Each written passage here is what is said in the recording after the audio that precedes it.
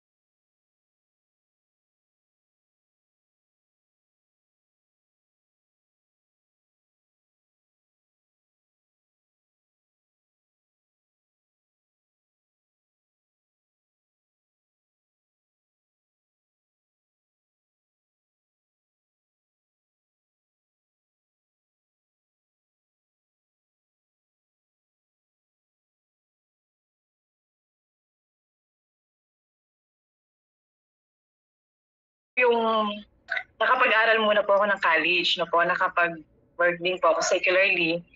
So, bago po ako pumasok ng Bible school. So, nakita ko po yung difference between sa secular, no po, at ngayon kung nasan po ako. And masabi ko po talaga na hindi kayang ibigay ng satisfaction, hindi kayang ibigay ng mundo yung satisfaction na ibinibigay sa atin ng Panginoon ngayon po. And sabi ko nga po, no, sabi ko, Lord, nung pong time na yung mga workers ladies po nagkaroon ng parang si pastor na papag-aralin ko kayo, ganon. Para if ever, no po, na alam mo yun na parang makita mo yung sarili mo na ganito na lang ako sa Panginoon. Meron kang another choice, no po, na parang mag-work ka secularly na may profession ka, ganon. So yung mga kapwa ko ladies po, at that time, nag-aral po sila. So ako, sabi ko hindi ako mag-aaral kasi doon naintindihan ko na po yung ni Pastor na ayaw niyang parang maging kawawa kami no po sa mata ng mga tao no po. Pero dahil pa sabi ko, Lord, ayaw akong mag-aral no po kasi iniwan ko nga po yung profession ko. Sabi ko para maglingkod ako sa iyo kasi alam niyo po yung danger ba? Na sabi ko ayaw kong balikan yung mga bagay na yon. Kasi I have developed, alam po yung conviction, parang malalim ba ng pagkakautang na loob sa Panginoon. The Lord comfort me. yung hindi kita iiwan, no po. Actually, meron pong verse sa Bible that I was really blessed po. Yung sa John chapter 6 na po, na ay naiyak ako, na yung Panginoon na po, He fed the people, tinuruan niya yung mga tao. Pero alam niyo po yun, nung time na yung Panginoon mangangaral siya ng katotohanan ng salita ng Panginoon. Dahil, alam mo, dahil nasaktan sila dun sa truth, di ba, na binabanggit ng Panginoon, sabi ng Bible, many of His disciples, sabi niya, went back and walked no more with the Lord. And then yung Panginoon, sabi niya, humarap siya dun sa 12. Yung 12 disciples, ang sabi niya, will you also go away? Pero alam niyo po yun yung response ng isang disciple, sabi niya, Lord, to whom shall we go, diba? Kanino pa kami pupunta, Panginoon? Thou hast the words of life, diba? Yung, alam niyo po yun, tayo bilang tao, mananampalataya. Hindi tayo perfecto diba? Nagkukulang tayo sa Panginoon. Pero alam niyo po yun yung nilagay ko sa puso ko, Lord.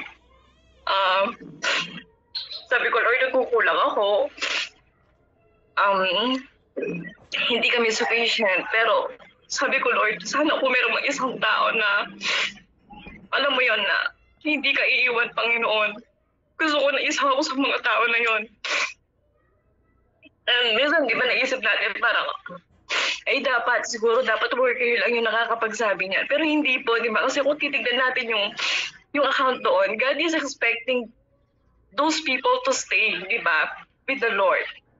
So, sana hindi lang po kami yung nakakapagsabi noon, Lord, come what may, di ba? Mag-stay kami sa'yo. Kasi we have to develop, alam niyo po, yun yung malalim na conviction sa Panginoon. Kamukha po niya, nag-grow yung ministry sa Canada. Marami po tayong makakasama.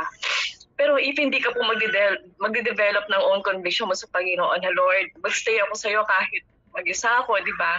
Hindi ka talaga tatagal po sa paglilingkod. Kasi totoo po na hindi madali na maglingkod sa Panginoon.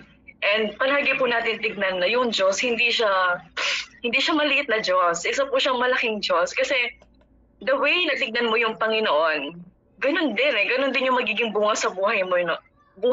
Po.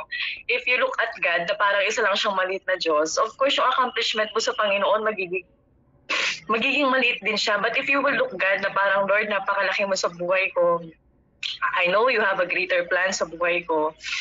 Walang bagay na alam mo yon na magkakaroon ka ng doubt na baka hindi na ako gamitin ng Panginoon, baka hindi ako tumagal sa Panginoon. And alam ko po lahat kayo ngayon sa Canada nasa process po ng growing sa Panginoon. And ito po na itulong sa akin Bible study na noon po kasi nagkaroon po ako ng pagkakataon na mag-handle po ng mga kabataan po doon po sa group namin na sila. Siguro masabi ko na isa po sila doon sa parang mga tao na mahirap i-deal. So, nag-isip po ako kasi minsan even Bible studies po ayaw nila. Sabi ko, Lord, tulungan mo ako sa mga tao na to kasi sabi ko, ayoko na, iwan ko sila na ganito yung kalagayan nila, alam mo yun, na walang naging changes sa buhay nila. So, I started praying sa Panginoon. And then, nag-observe ako, bakit ganito yung buhay nila. And then, doon ko nakita na, ay totoo, sabi ko, because they stop growing sa Panginoon. Na parang, totoo yung tatamarin ka na maglingkod sa Panginoon kapag nakikita mo yun ang buhay mo na parang as if wala nang bago.